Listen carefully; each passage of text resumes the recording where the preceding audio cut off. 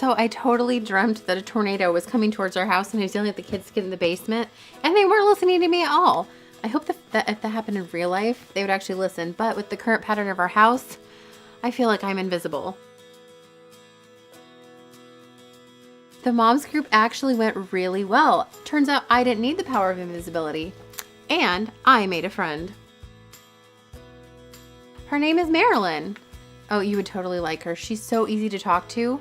In fact, she gave me this really cool article last week called Blood, Sweat, and Tears, How Women Can Recognize and Embrace Their Differences Based on Laundry Awareness. Yeah, laundry awareness, Mom. For example, I am a medium-high capacity spontaneous launderer. I never use a structured schedule. I'm more of an out-of-the-basket kind of gal, and I have piles rather than clothes in baskets. Marilyn, however, she's totally different than me. She is more in the basket, low capacity gal. She does laundry every morning at 9 o'clock, washed, dried, and back in the basket, or back in the drawers by 11 o'clock, if you can believe that. She's so different from me, but I think we can really learn a lot from each other. You are definitely an extroverted launderer, Mom. You know how to share your laundry cabinets with everyone you meet. Okay, so I would be considered a spontaneous launderer, medium to low capacity. And I'm an out of the basket kind of girl, as in there's so much laundry, I don't have enough baskets. So how about you guys? What's your laundry style? Well, I would say I am a spontaneous launderer, medium high capacity, but usually I try really hard to get them from the washer to the dryer to the drawer. Doesn't always work that way, but I try.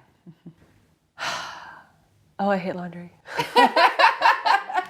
That's all. That's all. Okay, there you go. Does it count if I let my teenagers do the laundry? You go, girl. Nice. You go, girl. I'm with you. And you can delegate. I love the concept though of thinking about our personality styles, and it's kind of silly to thinking about it from a laundry perspective, but it took me the longest time to figure out this whole personality thing and how it was affecting my friendships. You know, like one of the things that we talk about in the book is whether you're an innie or an outie, and it's not belly buttons, it's how you organize your stuff. And I'm a total outie. And so I tend to pile, not file. And so then I would go to a friend's house, somebody I'm, forging this relationship with, and they were a total innie. And then I would feel like there was something wrong with me because their house was not cluttered and my house was cluttered. And so that took me so long to kind of learn that. So I'm curious if you took the Mothering Personality Inventory in the book, what did you learn about yourself? And then what have you learned about your personality, your friend's personality, and how that affects all of that? I took the personality inventory and I wasn't totally shocked by the results. I kind of thought that what I got was what I would get. I am an introvert, and I also tend to be an innie. Okay. A lot of things, places around the house overwhelm me, and so I tend to be a minimalist. And so people tend to think that I have a really clean home. I don't always. I have a dusty home just like everyone else. I just tend to not have a lot of things out, more for my own peace of mind. Right. And so the other thing that I think happens is when we see somebody who has a really together home, we think they have a together life. I do not.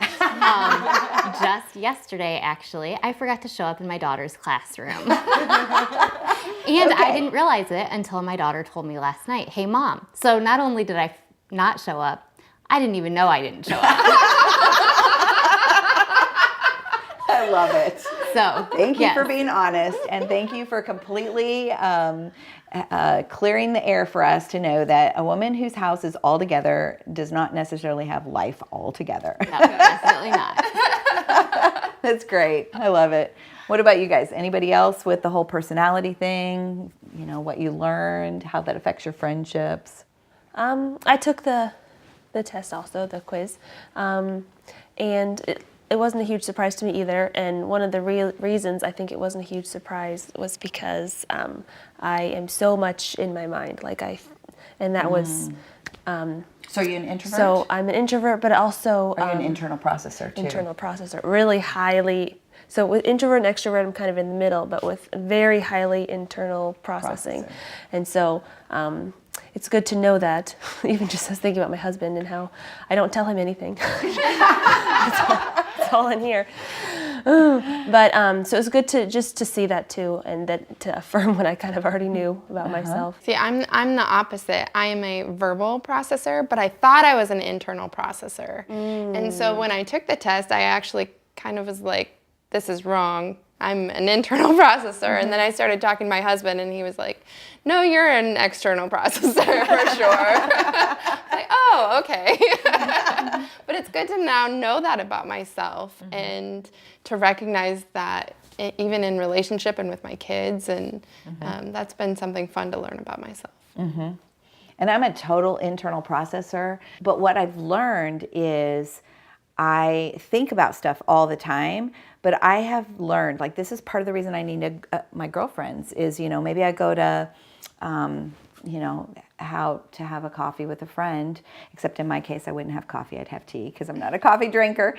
But if I meet a friend and maybe something's going on, and particularly that friend understands that, like for instance, we have a son that struggles with mental health issues, and I have a girlfriend and her son struggles with mental health issues. So when we're together, we are externally processing, and I need that because so she draws me out. She draws all that stuff that's going on inside my brain out, and it's so good to hear it, to even say the things that I'm thinking. And so I love that. I love that, having the friendships, it also helps to balance us out for however we normally are. Definitely. One of my good friends, she's actually my neighbor, and we're in the pretty much same season of life, but we're very different. I would say she's an external processor, and her home, it's very important to her that it's organized, and her laundry, she's very structured. Whereas me, I process everything inside, and but my home is more, I don't mind I don't mind doing laundry and having it take 3 days before it's done. And it's just kind of around the house.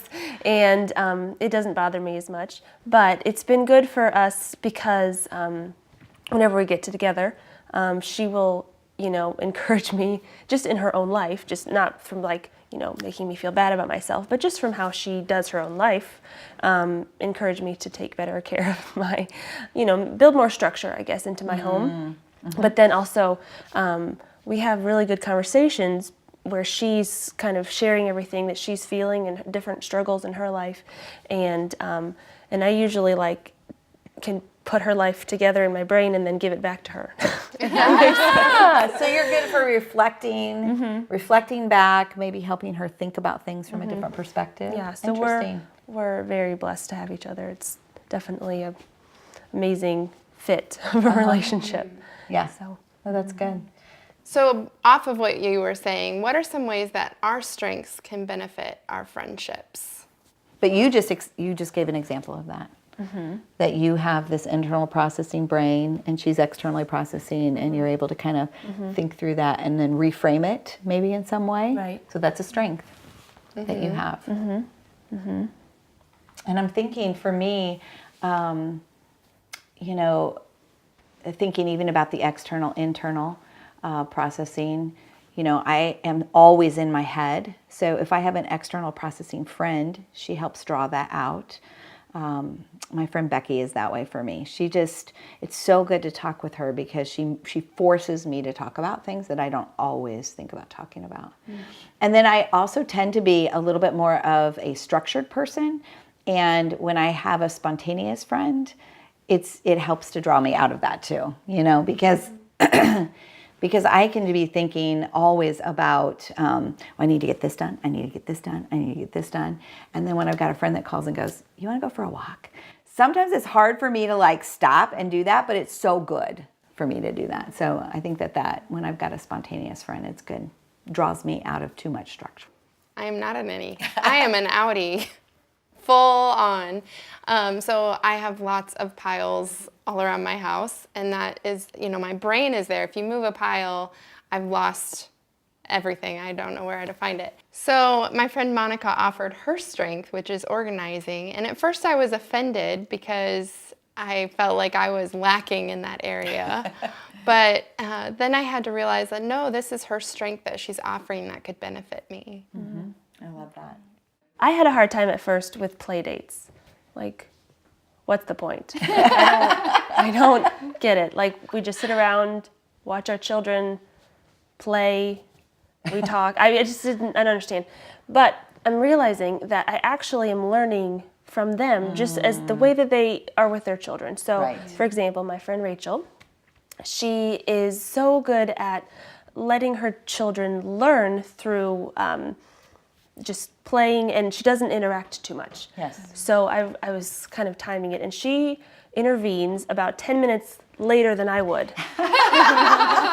That's good. But it's always, but it's to their benefit because they don't, need, and I'm way too, not chicken like. Micromanaging? Are you Hovering. hovering? Yes. There you You're go. a hover. Hovering. I'm way too hovering. So it's been good to just learn from her that it's okay to just calm down and just kind of watch, and that it's not the end of the world. If he knocks the books off the table, it's fine. He can knock the books off the table. And so I think even just those not seeming important things like play dates are actually important because we're teaching each other wise parenting from just watching each other, we fail, we're not perfect parents, but it is better to do it together because we're drawing on each other's strengths and filling in the weaknesses, filling in the gaps, like you said. It's important. And you never know when one of those play dates is going to turn into a good friendship down the road. It may take a while, but you never know when those interactions are going to deepen. Oh, that's good. Yeah. This has been a good conversation because I think the tendency is that we compare and we compete. And we've got to stop that. We've got to see it as a benefit instead of seeing it as a competition in some way, shape, or form. So, in the book, we talk about how others may be different. She's not wrong, she's just different. And I think that's important to keep in mind as we see other people's strengths, that they are different than us. And so just like your friend that took 10 minutes to respond, it's not wrong that she did that. It's just different. well, and that, what makes me think of too is, okay, in the same way that we can feel less than or we can feel inferior, we can also become prideful, because somebody doesn't do it the way that we did it. And so we really have to guard against that because if not, then that can get in the way of friendship as well. So, well, this has been good conversation. I'm so glad that we had the opportunity to share and to think about our different personality styles. And it's time for our tip of the day. So we decided that we would talk about laundry folding personalities. So one of the things I talk about in the book is I talk about a friend who we were laundry pals. And so on Tuesday, she would come to my house and we would do laundry. On Thursday, I would go to her house and we would do her laundry. And she was always folding the t-shirts a unique way. And I was like, teach me how to do that. And she said the reason that she did it was because that way you could see what was on the front of the t-shirt in the drawer. So anyway, I'm going to share that with you, especially since I talk about it in the book.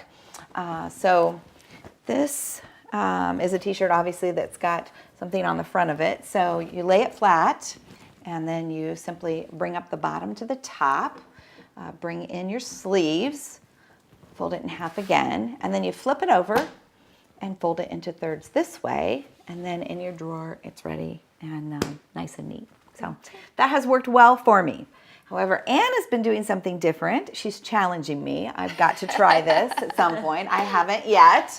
So I'm a natural piler, but I've learned to file my clothes. I used to just have a clean pile of laundry, and we would just grab the clean clothes from that.